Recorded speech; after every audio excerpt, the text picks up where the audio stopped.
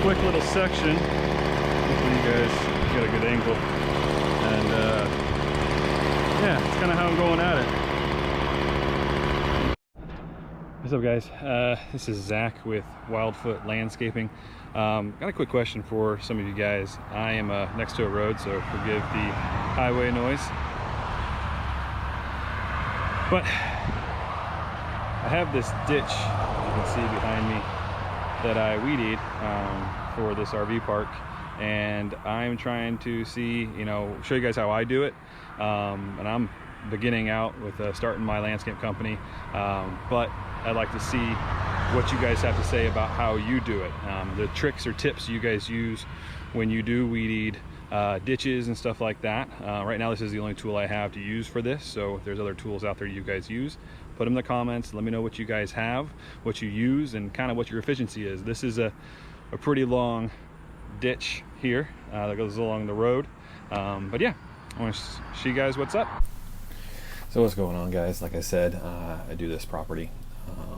We actually are currently staying on the property where our property is getting its road built.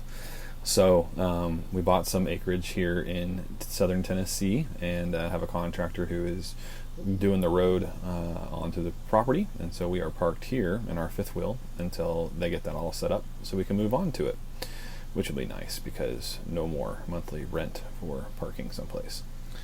So anyways, I do this edge. This is actually, I think, my not edge, this property, this is actually like my third time, I think, doing this property. And don't worry about that cup, I do pick it up and put it in my pocket later. So but yeah, it's my third time doing this one. Yes, the shield is on the trimmer. It's not mine. The owner of the property just was trying to do this herself one day and saw me outside walking my dog and said, "Will you trim for me if you don't have anything to do?" And I said, "I will trim for you." So she pays me to trim the entire property, and I do the ditch once every 2 weeks. So first time really doing anything this massive, trimming yards. I did that when I was a kid, but recently wanting to get back into that. Starting doing this for her is actually what sparked my interest to start a landscape business, because as I was doing this, I realized I like it. And yeah, there's tons of other landscape companies. I think that no matter where you are, there will always be a crap ton of landscape companies, and it's one of those things to where I don't view it as an obstacle, because to be honest with you, what if you were trimming a property or something like that and you had to go out of town and it's in the middle of the summer, but you're friends with Joe Blow's Landscapes, and you say, "Hey buddy, I appreciate you, let's network a little bit," and you have a relationship with this guy, and you're like, "Hey, I cannot get to 3 properties this week because I have to run out of town for an emergency, would you help me out?" And I think that's a really cool way to look at networking, because not only do you want to network and find clients, but you want to network with people in the same industry. My backstory is I came from the car business. I worked in the car business for 7 years, and I learned a lot. I sold cars, I did the financing.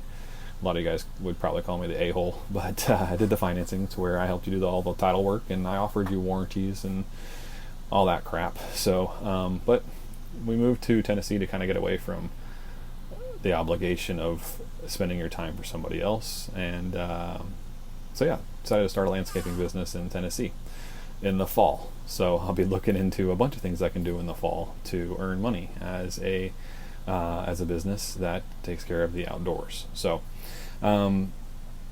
my level of experience in the past is just pretty much mowing and trimming. I don't have much experience, or have I ever used a edger.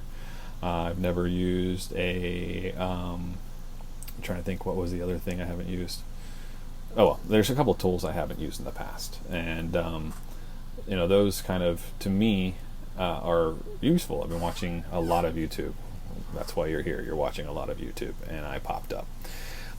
So a lot of YouTube on what people do in the fall, what tools they use, what's the best things to start with. So for me, I do this right now. I do this for her, and I do this for her mom. Her mom has like 3 acres I weed eat as well, and that's another video I'll have coming out. So I do this, and this is me starting out. This is how I got the start. You're watching Wildfoot Landscaping begin, and I'm going to have a lot of videos in here showing, what I do, and why I made certain purchases, and why I regret certain things maybe, but I also view everything as a learning opportunity.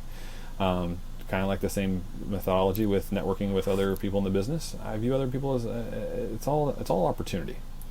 So right here, and as I'm watching, so to sidetrack a little bit, I do notice that if I would remove that shield, how much more surface area I would knock down. But it's not mine, like I said. So I actually ordered and will be picking up a Echo 2620. So I ordered it, and then I at a local shop here in Tennessee, and then I will also be getting the trimmer head with it, obviously, because it doesn't automatically come with it. Yes, it's more than the other options that have attachable options, but it does not come with a trimmer head, FYI. That's an additional $80. So I do get that, and then I'm planning on getting the hedge trimmer attachment for it as well, and then probably the edger, depending on if I end up needing it. What I did there, just took a quick little break and kind of went back to it. Yes, the cup is still there. Don't worry, I do pick it up. I was very conscious about that there, and I don't like to leave trash everywhere. So I go back through when I'm done and kind of pick everything up, because I don't like to always have everything on me.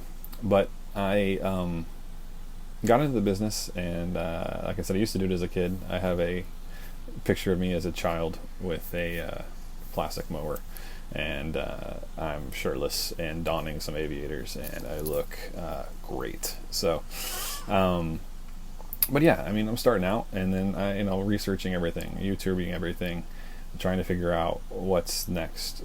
So as far as the Echo goes, I did get the 2620, which also has, like I said, the attachable heads, and I'll be getting probably the edger and the hedge trimmer with the weed eater sides. So depends on kind of the clientele I have. A lot of this is rural, so it's a really big rural area, but there's also some condensed neighborhoods.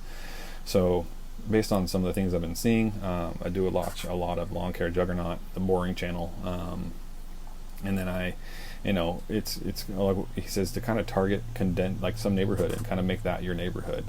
Now I'm coming into it new, so I'm sure they'll have some guys that do it for them, but there's always somebody looking for something, people to look for and things to target. Maybe there's someone who doesn't have the time to do their yards, which is why we do this. Maybe someone doesn't have the ability to do it because they're disabled. Maybe somebody is a single mom, or again, don't have the time. So there's a bunch of different ways that you can make this work. So, I mean, to kind of speak about it plainly, some of the things I'm doing to start out the business is I am trying to figure out, YouTube. I'm going to be uploading some videos. I got a Facebook page up, but I don't have a thing active just yet, because there is God, you find so much stuff in the ditch, don't you? Because I'm not active yet. All I have is the trimmer.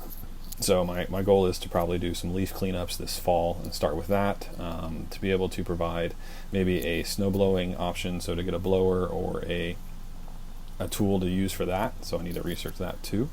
Also considering doing lighting and stuff. Whether or not that comes to fruition, I'm not sure. I'll probably just kind of focus on the maintenance part and go from there. I'm just really excited to kind of get this whole ball rolling and watch this evolve. It's kind of weird how I said probably for the last couple of years, if I was to start a business, I might do a lawn care business. I came from Florida, so if I was going to start it, I probably should have started it there, where it's always summer and there's always things to cut. But I'm starting in Tennessee, because this is going to be home. And I think the reason I never started anything somewhere else is because I never knew where home was going to be. Yeah, we had a house. Yeah, I had a job. I made great money, but it didn't feel right. So I moved out to Tennessee, bought some acreage, more acreage than we planned on, and now we're making this forever. So I'll be able to have enough room, because it's about 20 some odd acres, to have a shop, the house, the trailer, animals, all that type of stuff. So it's going to be awesome, and I'm happy to kind of plant my feet down, my roots, and take off and go. So some of the things I'm also looking into is obviously going to be other equipment. So I got the trimmer. Cool. What's next? So looking at mowers, I'm probably thinking about a 0-turn, just because most of the properties are large. But if I do try and target a neighborhood with fenced in areas, then I might get a Toro 30-inch walk behind, just to start with, and then upgrade from there. Or do I look for a used 0-turn? All these questions I am constantly asking myself and trying to research, as you will too. And if you're watching this video and thinking about getting into the industry, as you kind of maybe just watch it because it's relaxing to watch someone talk in a calm, smoothing voice as they whack down tall green things, but yeah, it's, like I said, really rural area. I'm sure I'll get a rider at some point, but I'm not sure if that's what I need right at the beginning. What tools do I need for this fall? That's really what I'm going to be paying attention to. What do I need for this fall? So creating my call to action. I have branding underway too. One of my good friends is doing my branding for me, and just trying to figure out packages, the way I'm going to market, what's my like my quote, call to action, stuff like that. So, but anyways, really, I appreciate you guys watching and listening to me. Appreciate you guys very much. Hope you guys have an awesome, blessed day, and keep on going. Talk to you guys later. Never worried how I'm getting by. I'm out here working, trying to do what I can. I'm out here sweating, dripping blood from my hands, doing what I'm good at, just doing what I'm made for, just doing what I'm good at, just doing what I'm made for. I know my money on my mind. Yeah, you bet I'm gonna have a good time. I know my money on my mind. Yeah, you bet I'm gonna have a good time. Well, I won't be trouble comes for me. It was always gonna find me out. I'm gonna keep on walking, taking what I need. Ain't nothing gonna touch me now.